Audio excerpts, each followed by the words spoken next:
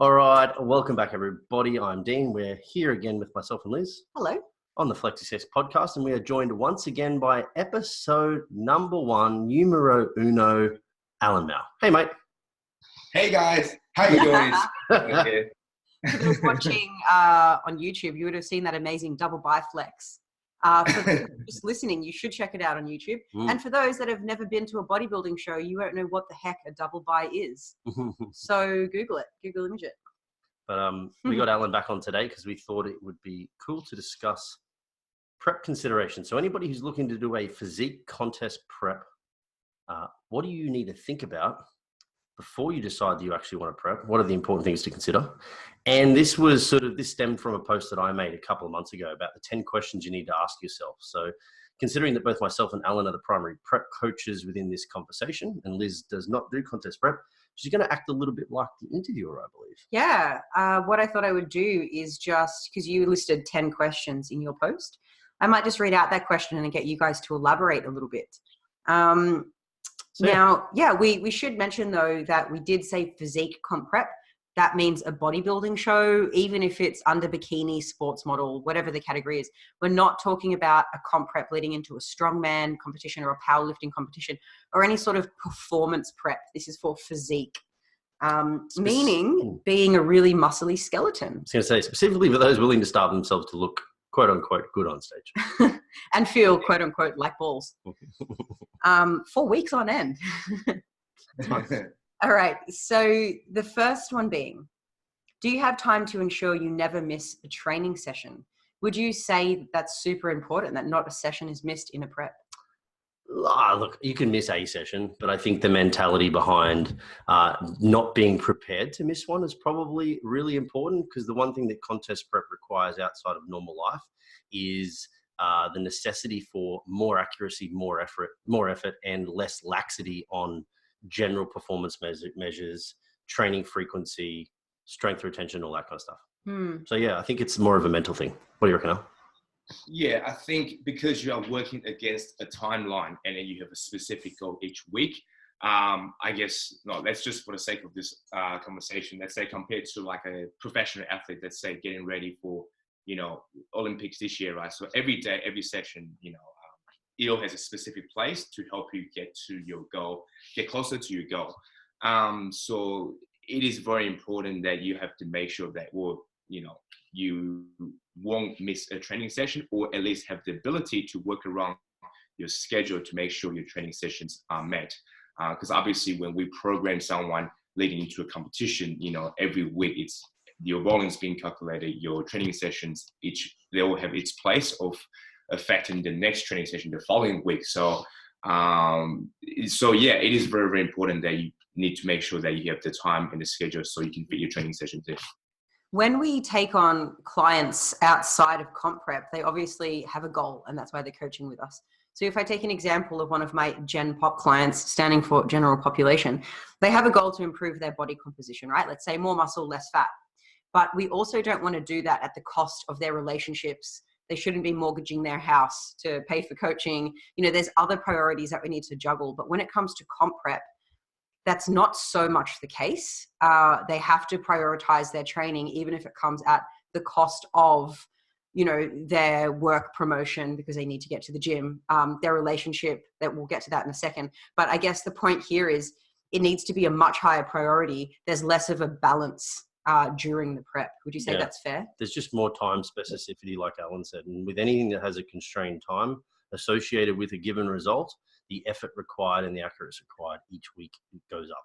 Yeah. So if you've got a physique goal in the next 12 months, you can make some mistakes, you can have some breaks, you can work around it. But if the goal is in 20 weeks and the dieting phase is actually counterproductive to muscle retention, because we're eating less calories than what our body wants to maintain life and performance, then training becomes super important. Yeah. So the next question that you posed, which I feel like we've sort of touched on, can you train at any time, even if that means missing an event or beginning your session at 11 p.m. at night because your other commitments came first?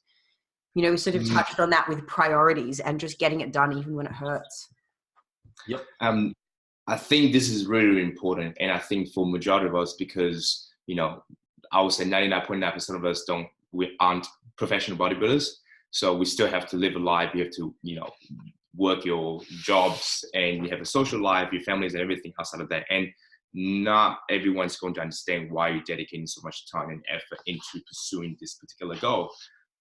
Which then, you'll need to, if you have, say, certain events that you cannot get out of, which, family events and stuff, which are very important, then you need to ask yourself, okay, how can I still achieve my goal, sticking to my diet or my training sessions, so that way you don't miss it. Because just like we said just before, because all these things add up to make a difference. So you need to be okay with that. Yeah. Yeah, I prefer the individual to work the training around the necessities of life as opposed to changing their life for the training. So like you said, if there's a family event, you go to the family event and you modify your training time so that you can still like integrate life with prep. Whereas other individuals may say, oh, no, I can't do the event. I don't think that's also productive for prep and life and all the rest of it, considering they're not a professional. So, but the one thing is, like, if you're in the off season or if you're in life season, as I call it, it's easy not to train at 11 p.m. Actually last night said I was going to train at 9 p.m. Didn't, because I realized I'd rather sleep. Whereas if I was in prep, I don't have the opportunity in my mind, or the option, I should say, to even consider that. It's 9 p.m. I'm going to go train because that's what I need to do to achieve the result that I need to achieve. Yeah. This is kind of a good segue to the next question. Do you have a support group that understands what you need to do and say no to a lot of things? And despite this, will they still be there for you? Can you guys give me any examples of when somebody perhaps failed at having a good support group and how that impacted them? I think the biggest problem here, and the reason why I wrote that question in there, is because individuals do not speak to their environment around them and giving them the appropriate expectations that they should have of them. So the problem with not having the conversation is that the expectations of the person not in the prep, whether it be the partner, the friend, the brother or the sister or the mother, they don't really know what you're going through. They don't have any way of understanding how it feels, what it looks like, the commitment required. And if you don't have that support group, at least understand where you're coming from, then the likelihood is that they're going to either place more pressure on you to eat the foods that you shouldn't be eating or don't want to eat, to go to the events that you otherwise don't have to because they're not a necessity, or to make you feel bad about certain behaviors and choices. They will not understand that you have to be accurate with food at Christmas time or wherever it may be, because they don't have to be. So that's really there for me, was to have the conversation so that you don't run the risk of expectations not being met on both sides of the coin. And how many times have we heard people going through a prep, losing relationships, losing their jobs, and financial situation going down worse? It's very, very common, right? And I guess that's why we open up these conversations and letting people understand that these are the key things that you need to consider before you even embark a journey like prep. And I think you and I both do this with all of our clients, before they're starting prep, having a conversation with them, making sure their partners, is understanding of their situations, even throughout a prep, when they have going through some emotional issues or whatever, having fights and things like that, which happens even if you're not prepping anyway. But we understand that when you're going through a prep, these sort of feelings and emotions exacerbates, to a whole new level. And I'm sure Liz can probably speak on this, on your personal experience, going through true prep as Dean. And Dean is someone that handles everything, I would say, better than majority of people. But even then, there's still like situations where, it definitely affects, I guess, in some way, business or personal or relationship and things like that, right? So, but obviously with you understand, that's what it's like, that's what's needed. So you guys can communicate and making sure that it doesn't affect like the bigger picture.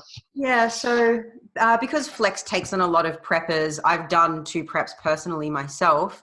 When Dean started his prep, I had a full understanding about what was involved, how he would be feeling, having firsthand experience and sort of what that meant for our relationship. And it meant that we couldn't go out to dinners. Instead, we had to cook at home. And I couldn't just cook whatever. I had to cook what he needed me to cook. And he made me freaking weigh parsley once. Hey, this was the first time. I got that. So, but even then, even though I had a full understanding of what to expect and what he was going through, it meant that he didn't have much energy. It meant that he wasn't funny anymore. He wasn't affectionate. And he was coming to bed really late because he had to do his cardio, or he had to train, or he had to do his posing. So I sort of felt really isolated in the relationship, and it was really hard on me. But I kept reminding myself that, it's only 16 weeks. Like, But that 16 weeks is a fucking long grind when Mm. you're in it. And I'm not even the one training and dieting for it. But when a person's in your life so much, because Dean and I obviously live together, we're married, and we also work together and we socialize together, I felt like I was going through the prep too. And there was definitely more tears from me than there were from Dean. So yeah, I can definitely feel for partners of preppers. And I've joked a few times about starting a Facebook group for like, is it a support group for partners of preppers? So we can all bitch about our partners.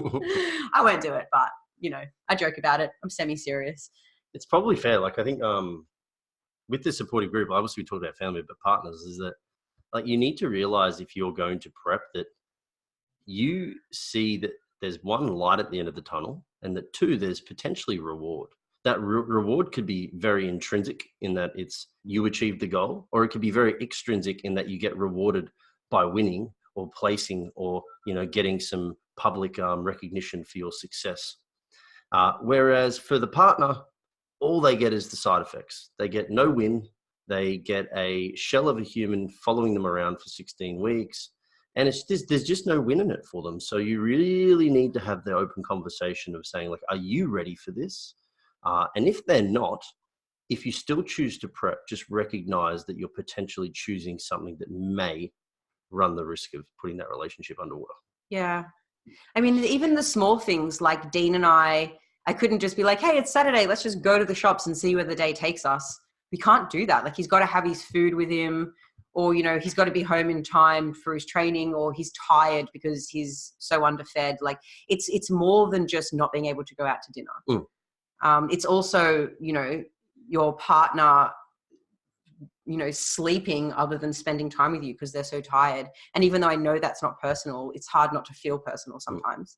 One advantage, though, is that if the person has steps to hit, you can ask them to go and get things. That's true. Dean, go to the supermarket. We need apple juice.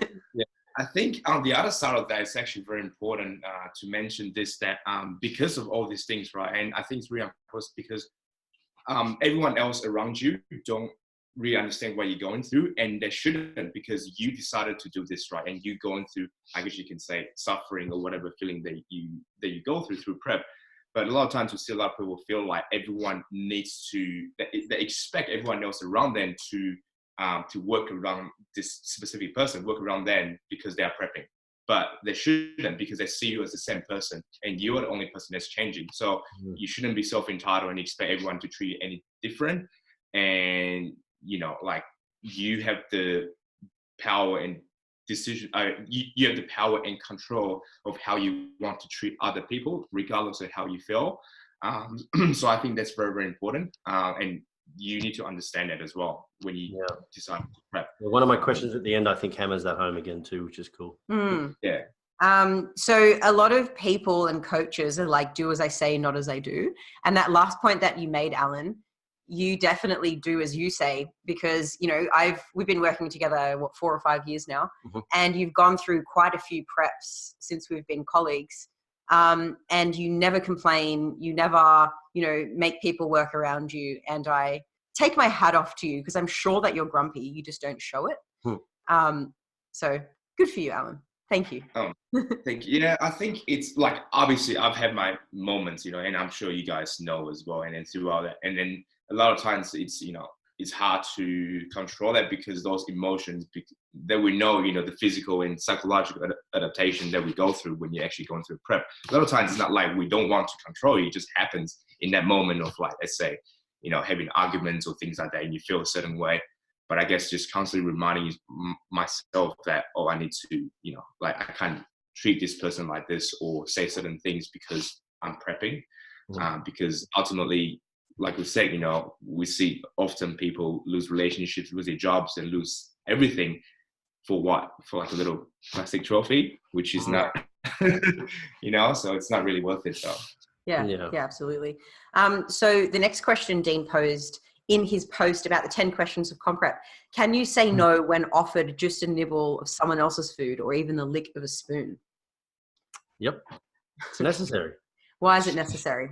Well, I mean, especially in the back end of prep. So this is the crazy thing, right? As you get further down prep, the mistakes that you make become exacerbated because the relative impact they have is greater to put that in perspective, if, for example, you needed to eat 2,000 calories and then you consume 200 calories, it's 10%. But if your calories get down 10% more than what you need, if your calories get down to 1,500 and you eat that same 200 calorie snack, now the percentage is going up and you're minimizing your capabilities to burn fat over the course of time. I also think psychologically it's very good behavior to learn to say no when you otherwise want it. And just a lick of a spoon seems so small, but it all adds up. And generally the people that are prepared to lick a spoon are also prepared to have a nibble of a sandwich and that are also prepared to have 2 or 3 almonds. And miss a training session. So it's just kind of, again, for me, it's more about the commitment to the process and recognizing that accuracy is key. Yeah, and also how many times do we see people like say, oh, just a little bit of peanut butter, and it ends up being half a jar, especially in that really deprived state. And that's more to that as far as, being informed and having an understanding of like, how your body's, feeling and what you're going through and your relationship with food. But ultimately, when you trying to get to that really low percentage of body fat level, you are going to be starving yourself and you are going to feel a certain way, and the way you look at food and smell and taste is going to be completely different, and your hunger through the roof. So that little bit of nibble can sometimes, for certain individuals, and we have seen this before, right? Like, for example, we have clients who sleep eat, for example. They actually have, happen. So, it's very important that, stay committed to the course and understand that this is what you signed up to. So, something you brought up then super important is that we know even in individuals that are semi-underfed, so like just going into weight loss studies, that their recall of dietary intake is terrible. They're way off. We know that even professionals, so nutritionists, dietitians, sports scientists, their diet recall, terrible. What they report they're eating versus what actually goes in their mouth is vastly, vastly different. Take that individual, put them into a deprived state of calorie intake, take their body fat down, take their stress levels up, take their drive for hyperpalatable foods, put that up, and then give them a teaspoon and ask them to measure out 5 grams of peanut butter. Good fucking luck. And yet they'll sit there and they'll say, no, I definitely only had 5 grams, sir. Well, no, you didn't, because you don't even know. You wouldn't know even if you were fed, let alone underfed. So, the lick of the spoon is more so the recognition of the necessity for accuracy. Yeah. A little subtopic here. At Flex Success, us coaches encourage all of our clients to use mils or grams only when measuring food. We don't use cups or teaspoons or those sorts of measurements because... or one banana. Yeah, or one banana. Because when I'm hungry, 1 teaspoon is so much bigger than if I'm having a teaspoon of peanut butter first thing in the morning before I'm hungry. Yep. They're very different, but the calories in really calorie dense foods, if I get an extra 10 grams or an extra 20 grams, that's a lot more calories than if I'm sort of guesstimating my zucchini, because that's not calorie dense at all. So if you're going to use any sort of guesstimations, it's not going to be with butters, with peanut butters, with jams, with oils, with nuts, avocados, like all of those calorie dense things. We need it to be only for vegetables, but even then. Yeah, if you want to nibble on a carrot, go for your life. Like, that's not going to hurt you. Nibble on a celery stick, man, that's cool too. Just don't nibble on a spoon of peanut butter. No. My God. All right. It's definitely a big one. Yeah, I know.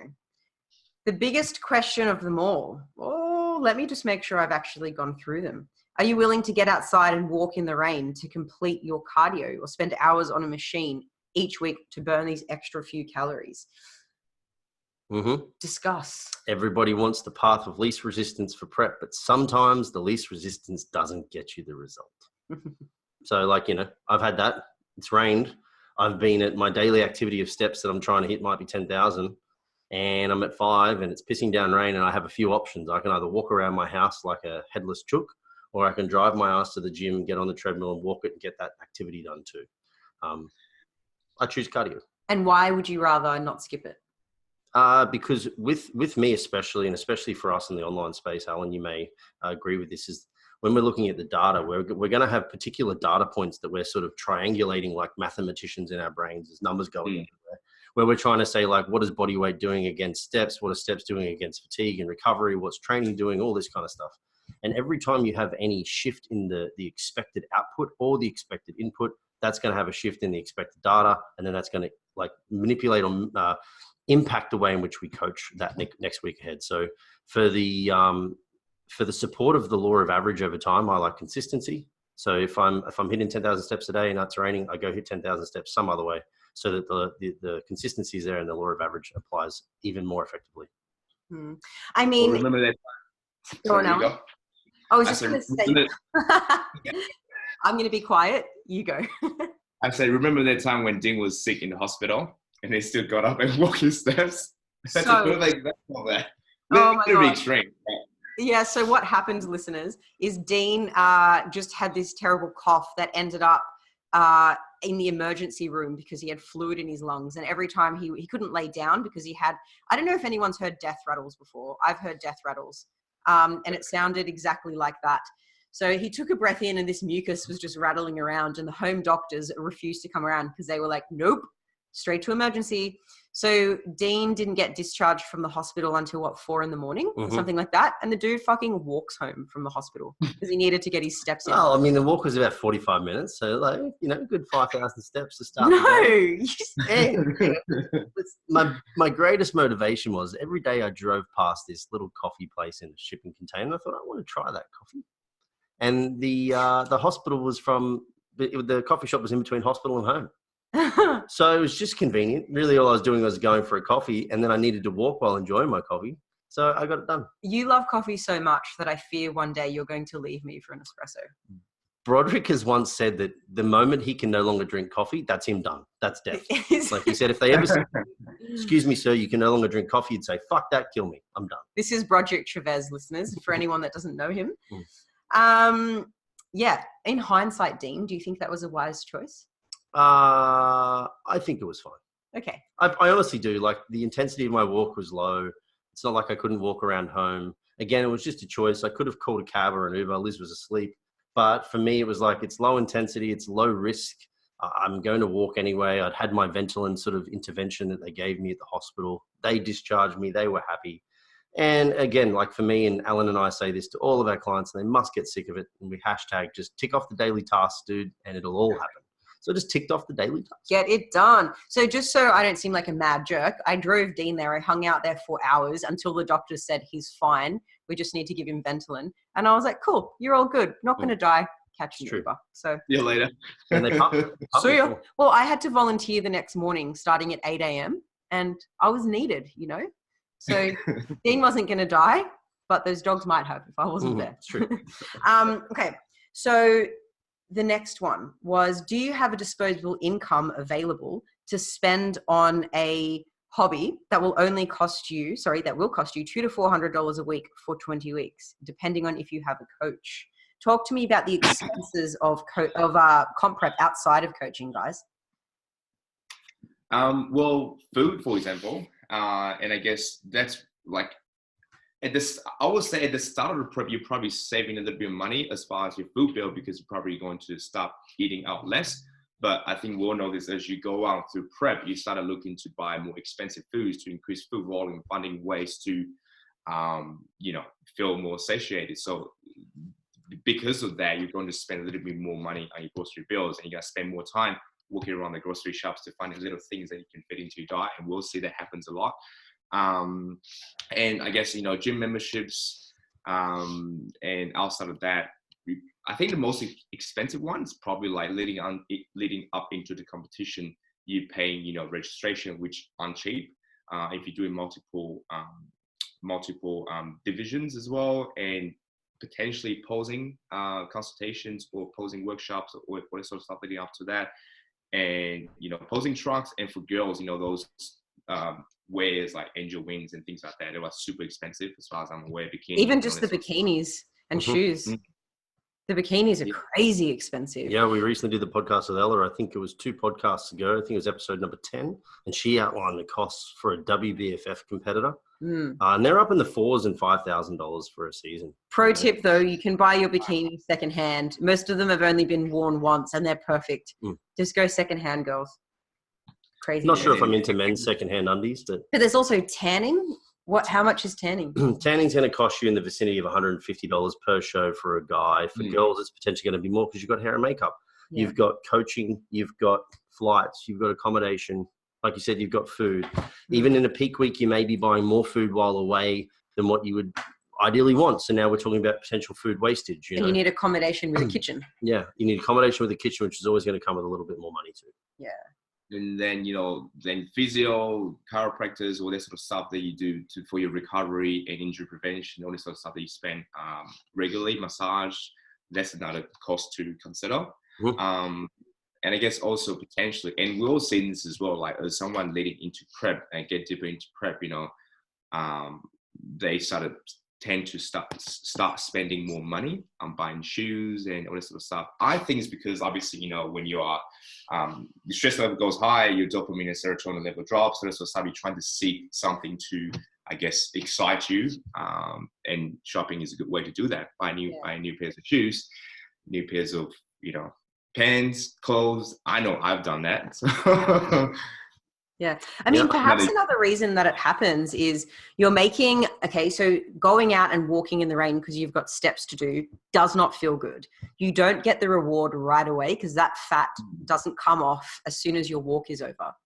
But staying on the couch and not going for a walk feels better. It feels good at the moment. So you're constantly making these decisions without the sort of instant reward. But, a pair of shoes, it's an instant reward. And I guess we all kind of need that, don't we? We all need some sort of stress relief. I would encourage you to listen to the Minimalists podcast. Maybe you'll I think you also sometimes make bad decisions. He may argue against this, but I'm pretty sure Aaron Pilates spent like a few grand on some sculpture.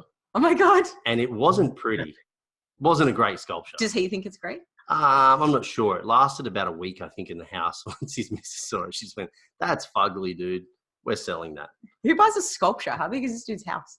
Well, it was like a fairly normal sized sculpture. The point was like, he was trawling around the internet and saw something. He just went, "Oh, that's awesome," and paid for it. Because sometimes you make decisions in prep that aren't probably ones that you would make in hindsight because you're just a little bit all over the place. Sometimes you're a bit scattered. There's not enough available fuel to realistically allow you to be you. So sometimes certain functions are going to become a bit depleted. I'm not fancy enough to buy a sculpture. I don't know ever in my life if I'll be that fancy. But good for you, Aaron Pilates. Good for you. Are you able to recognize when your emotions are getting out of hand and you need to take a step back? So in what way or in what situation would you guys think that emotions might get out of hand and take a step back from what?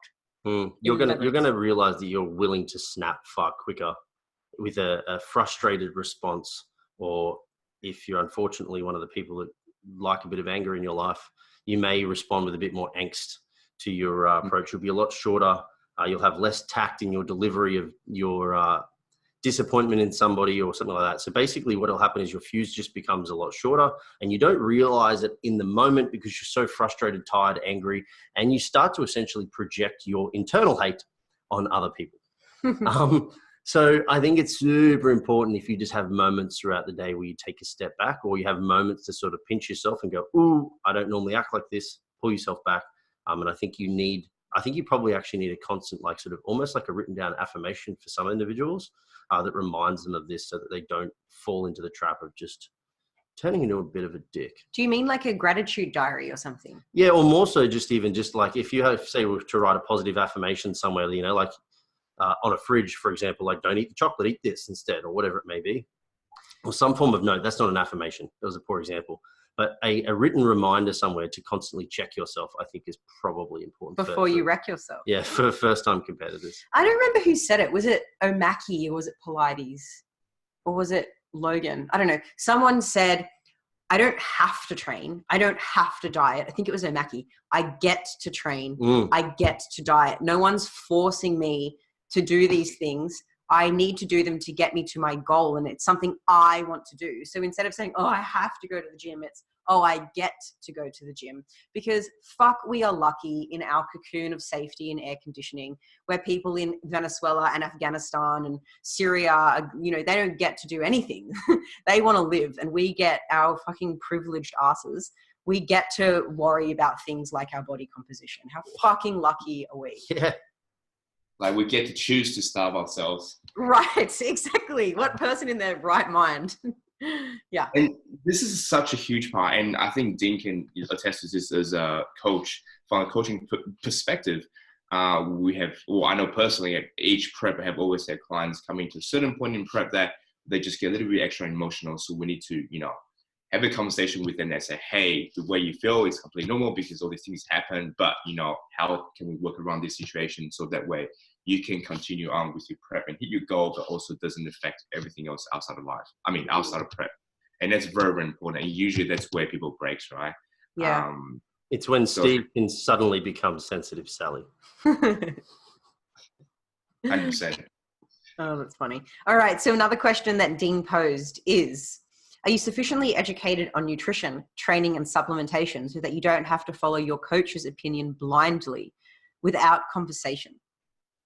Mm-hmm. So why would that be important, Dean? Is that because and Alan, is that because there's so many coaches out there giving silly recommendations so that you should be able to question it? Or is it so that because let's say I said to my client, hey, it's really important you do X, Y, and Z. And they're like, yep, on it. But if they don't understand why it's so important, they might just skip it. Is that why, to understand the whys? Or well, the yep on it attitude is a great attitude from a coach's perspective. That's awesome. Like if you're just one of those, yes, sir, how high, sir, you tell me, sir, that's cool. But the problem is that the reason why I like that question, I think people should ask themselves that, is because it will, if they do have some basic knowledge, it'll limit the opportunity for them to get given really bad advice and then potentially impact their health. So what would you, Alan, advise a client to do if they feel like they're getting bad advice from their coach?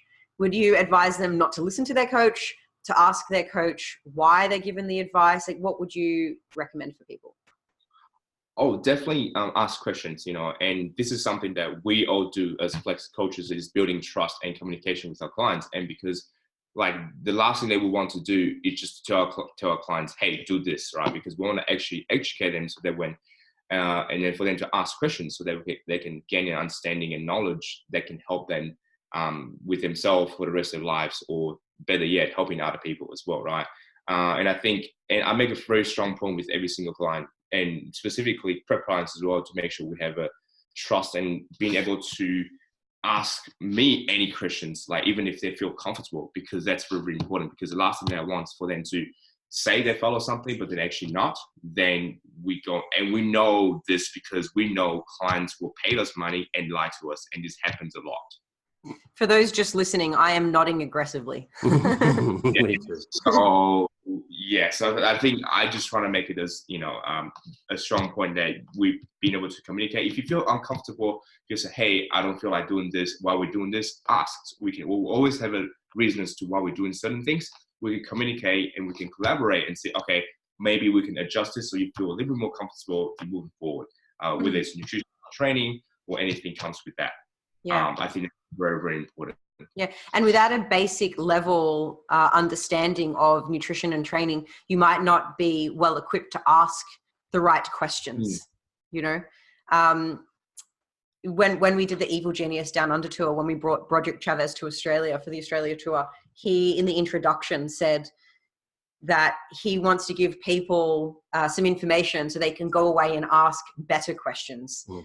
And from there, more and more questions start evolving. And that's how kind of science progresses. But without those intelligent questions, we're not really learning much. Yeah. No, I'm just supposed like everybody, I should say, doesn't have to get themselves into a position to really understand, but just know that if you have the opportunity to at least understand the basics, it'll likely reduce the risk of you getting poor information and then being put in a position where you're being extra detrimental to your health. Yeah. So it's really kind of a safety mechanism for yourself. Yeah. I believe this is the second last question that you posed in the post, Dean. Can you still support your loving partner, family, and friends in their goals despite feeling like you want to sleep all day? Yeah, super important. It's not just about you. Like a prep is a very long time. For a natural competitor, we're likely looking at a minimum of 16 weeks, upwards of 30 weeks for somebody if they're a little bit over body fatness. Brandon Kempter is like a fucking 105 week. No, even his preferential prep is still sub 30 weeks. Love you, Brandon. For an advanced competitor, we may be looking at 16 to 20 weeks. If they're super lean, naturally lean, maybe 12 weeks. So is your point that like The point life is still goes on? You know, the point is you can't just say, hey, I'm now busy for the next 6 months. Good luck with everything else that you're doing. Doesn't really matter. And if anything, being in a position where you can support them will likely make prep easier too. So if you focus less on you and more on the entire environment, your individuals around you, you'll probably get a better result. Yeah, I feel like we're kind of contradicting ourselves though from a point I made early on about, you know, we're not really juggling priorities as much as we are for Gen Pop, because with comp prep, the priority is comp prep and other things are going to suffer. So maybe we should talk about like that kind of clash or contradiction there. Well, it's not so much as a contradiction as it's a sliding scale of balance. Okay. You know, like balance in life now may be like you go 50-50 on it with your partner. You do something they like, I do something you like, vice versa. You have some events, I have some events. Like it's all sort of give and take. There may be a little bit more take from the prepper throughout the prep phase. However, it doesn't mean that you have to take. You can maybe take, give, take, give.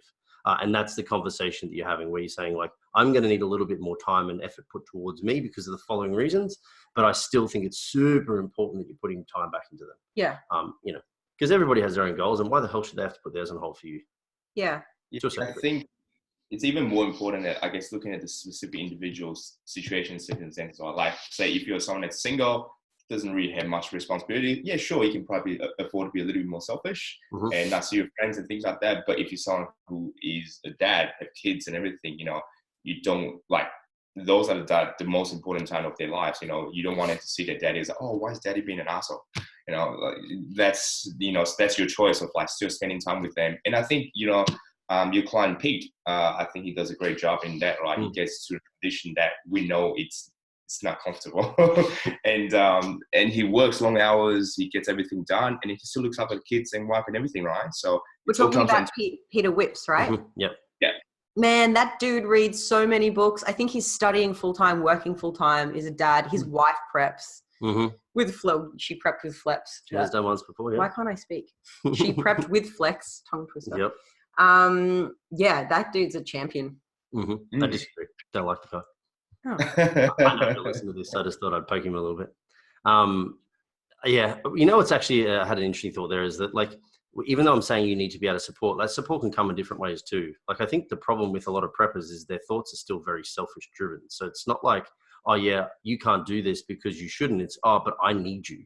So like the typical one would be like people being far too reliant on their partners to cook their food, prep their food, wash their clothes, do everything. You know, you can do that together if you want to. You can help out around the house a little bit more if they're going to help you out somewhere else. If I was in prep and Liz said, hey, your prep is impacting my ability to go away on a holiday, can I go on one by myself? One, she would never ask me because she knows the answer.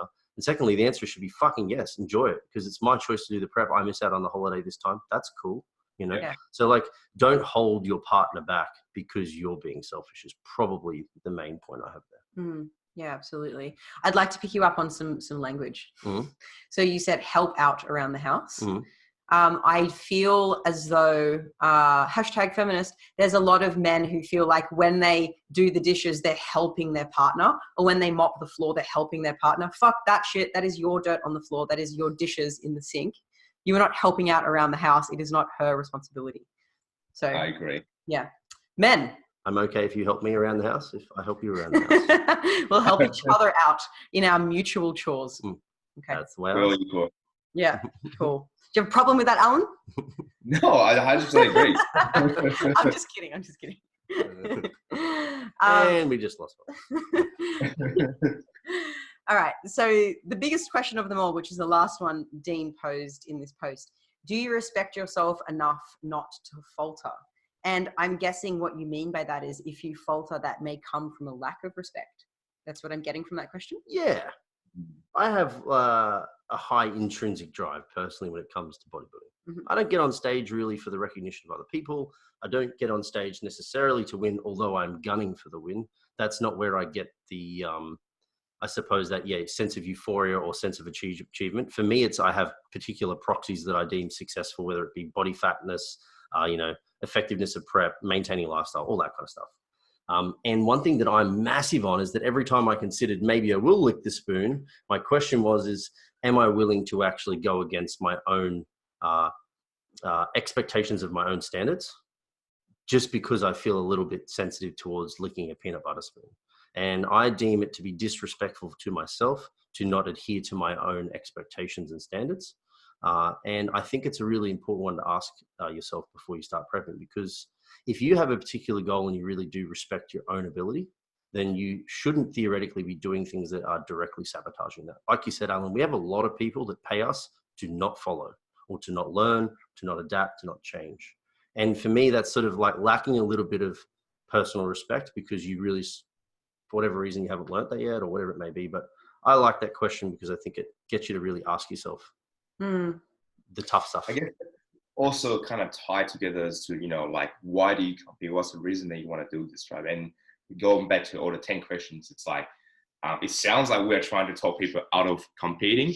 But it really, I think it's really important that we, it's just not about just, oh, the look, it's awesome, but it's about like the process of getting there, and then how do you not lose yourself and not sacrifice everything outside your life to achieve that particular goal. And that's why we have these hard conversations with our clients, or even before they decide to compete, ask them this question so they can, hey, oh, maybe this is not for me. And I think, like, obviously it's not for us to decide why someone wants to compete, because that's their own choice. But I think you really need to ask yourself, like, whether that, if you're just doing it for that little bit of that plastic trophy, then you're probably going to have time getting there. But if you focus on, like yourself, say it's a personal achievement, going through a journey, going through challenges and putting your body through to a specific place that you haven't been before, mentally and physically, I see for myself, I get a great satisfaction out of that, to be able to push myself to a new level. And I found that elevates other aspects of my life as well, and I get great satisfaction out of that. But obviously, we'll want to compete and do something to do well and win and all this sort of stuff. But especially when it comes to bodybuilding, we know a lot of times that's out of our control. That's why that, the post I made the other day, the grind the outward mentality is, it's not necessary, especially when it comes to this, because you can outwork someone else and still lose because that person has a better genetics. Mm-hmm. So if you only focus on, oh, I want to come first, I want to do this sort of stuff, then you're probably going to have a bad time going through that process, and then you probably don't understand what it really takes. Yeah. And like you said, do you respect yourself enough to not, give up or not follow through with whatever they were given, just because it's uncomfortable. I'll quickly wrap that up. I think I've been beaten, not because I've been out prepped, but because I've just been beaten by better people genetically, right? So I don't think I got out prepped when I lost my last show, because for me, prep is success is deemed by, body fatness and all that kind of stuff. By lost, you mean you came second in Australia? Yeah. Okay. But but one thing that I take great satisfaction out of leaving that competition with the loss is that I don't think I faltered once. Now, if I had have licked a spoon, missed some cardio, done this, mixed that, whatever, and then I lost, I'd probably question whether or not I could have won. Whereas now I'm okay with losing. Like, I lost because they chose a different person. They thought he had a better physique, but I don't think I got out prepped, which is cool by me. And I think that's the self-respect part there. Yeah. I mean, what we're trying to do here is get people to do cost and benefit analysis here. This is a huge sacrifice, a fairly big chunk of your year, 25% of your year maybe, or more. And what other thing would we dive into without assessing first if the costs are worth the benefits?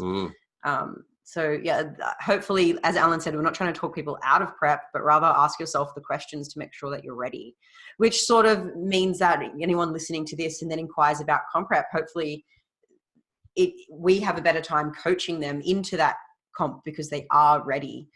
So, yeah, you really need to be ready. So if you ask yourself these questions and you can answer yes to the majority of them, and you recognize some of them are just going to be a little bit difficult, at least you know what you're up against. If you do say no to some of those, then you need to at least use them as a checklist to refer back to frequently throughout prep to try and reestablish a better standard as you go. But if you don't ask the questions, you'll never know what you're doing wrong. So yeah, that's my final thought. So I can't read. I think I read 9 out of 10 of the questions. Oh, okay. All right. So I'm going to read the last one.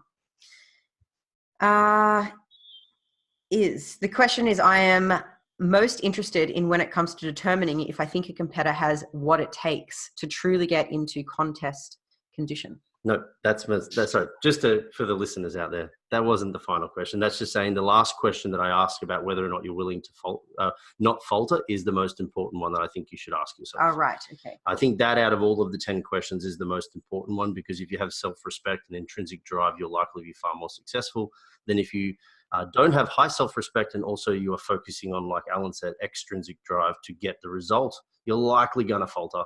And that's probably not the best way around it. The message I'm getting from this is that I should do more preparation before filming a podcast and actually read the post in full that I'm talking about. Anyway, any final thoughts, Alan? If not, we'll move into our final section, including the lightning round. Has some slightly different questions for you this time. Mm-hmm. Yeah, I think pretty much everything we just touch upon, without trying to talk people out of prep, just letting, ask yourself these questions so you can go through prep successfully and not let everything crumbles, which happens a lot. And I think on the other side of that, if you are looking to hire someone to coach you through a competition prep, I think you need to look for whether a coach is willing to have these real conversations with you and give you the real, and not just take your money and say, oh, yes, I can put you on stage in 12 weeks, when the reality is, they don't really understand your situation. Perhaps not suitable to compete. And how many times do we have talked people out of competing, or say, hey, maybe you need to extend it your off season or improvement or life season so you can compete at a later date, so you can be more successful, build up good habits and lifestyle and everything else. So I think that's a really important part as well. Perhaps also not a coach that's just going to drop you on your ass as soon as the comp is over, when you're the most susceptible to absolutely blowing out. We need coaches because we have a mandatory 4 weeks of coaching after comp is over.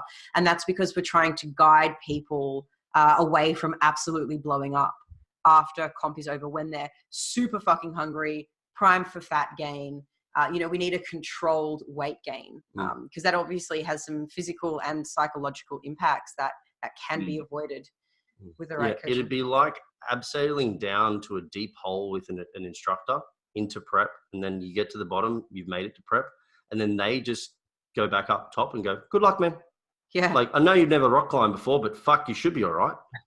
Most of the time you're probably just going to fall down and get buried again. So always ask your coach what their exit strategy is. Yeah, totally. Or if they have one. All righty. So, lightning round. First of all, Alan, anything recent that you've read, watched, looked at that you think is worth sharing for the viewers? Or the listeners? Life with Lou, definitely worth sharing. Life with Lou, yes. So I'm in a relationship now. Alan. And actually, I guess I've done something this year that I never thought I would do, which is I've tried CrossFit sessions, and I quite enjoy it. And because Carrie, my girlfriend, she's a CrossFitter, and I went to her CrossFit box, did a few sessions there. And I really enjoy it, a different style of training. But like obviously, a lot of times we hear people, said a lot of bad things about CrossFit, but I think just like anything, right? There's like better approach to bodybuilding, better approach to powerlifting, and all that sort of stuff. It's about how you go about how the programming goes and everything. But I really love the community that they built, which I think is something that I guess bodybuilders can probably take a note of, build a better community so people can enjoy and also, grow the sport, I guess, if you want to call it a sport. The beauty. Yeah, so I tried CrossFit, I like it, and I encourage everyone to give it a go. Okay, there you go. Awesome. That is something worth sharing. Last time you came on the podcast, episode number 1, you suggested Can't Hurt Me by David Goggins. And I went along and went through the book, and I did a book review on my personal Instagram account because no other reason other than I'm a giant nerd. And I didn't feel exactly the same way as you. I thought it had some great points and some not so great points. But I'm interested to know, if you've read the book review, what you think about my points that I thought weren't so great about the book. I definitely look at, when I read your review, I didn't, and all the points that you mentioned, I was like, oh, actually, that makes a lot of sense. But I didn't look at it that way when I first read it. So I guess I took on the information that I wanted to take on during a particular time of my life, which is, I guess, a bit of a motivation or whatever you will, to help me get through a difficult period time of my life. Yeah. So that's what I took out of that. But now, taking a step back and looking at the other people's perspective on it, I said, yeah, I 100% agree. Especially when it comes to that a certain being a little bit more alpha, that type of mentality, Yeah. trying to say, which Doesn't last forever. He hurts himself, I thought, for the sake of hurting himself, which is totally not my full review. But I found it interesting that people are like, oh, that's so motivating and that's this and that. But he actually says, I'm not trying to motivate you. Motivation is shit. And I think it's so interesting that so many people have said that they found motivation from the book when he explicitly says, I'm not trying to motivate you. But I can totally see how it is motivating because people are pussies, generally speaking. Oh my God. No. We're changing that. I act Can I one use of my... First of all, it's a word you hate. But for those listening at home, this is my advice. Stop calling people pussies. They aren't weak. They take a beating. They aren't weak. They're not. Start calling people testicles. They're weak. They're sensitive. They cannot take a thing. So if anybody wants to whimper, be a sook, any other kind of word we want to come up with, because people may not be. You're a testicle. Stop being such a testicle, man. But I'll tell you why it's so funny that I just use the word pussies. I did pick up that in the book, he used language like, don't be a pussy. And I didn't really like that because that infers that only women have pussies, meaning that they're weak or that they give in easily and stuff like that. And I didn't really like that sexist language. And then here I am using it. Yep. So little Miss Hypocrite over here, I take it back. Don't be a testicle. All right, I know we're short for time, so we've got a lightning round this for the questions. Alan, question number 1. If you had to die tomorrow, how would it go down and why? Jump off a building. Jeez, that's fucking morbid. Because I feel like that would be the least painful way. But what about all the fear you're experiencing on the way down? What do you mean? You're jumping, going, I'm dying the whole way. Well, you actually have to go through with jumping. That would be difficult. Damn, man. I feel like that's a bit of a thrill. It's like jumping off skydiving, right? And then you hit, boom, and then it's gone. And I'll pose another question for you. Would you do a double pike pirouette? Would you go for an extreme belly flop? Or would you bomb dive? Oh, I would probably bomb dive. I think that's even worse. Oh, man. All right. Interesting. Hip displacement 101. I'll do the next one because then Liz will do the final question. Okay. Yeah. Alan, is there anything that you're currently right about that you believe is actually controversial? Ooh, what about it's controversial?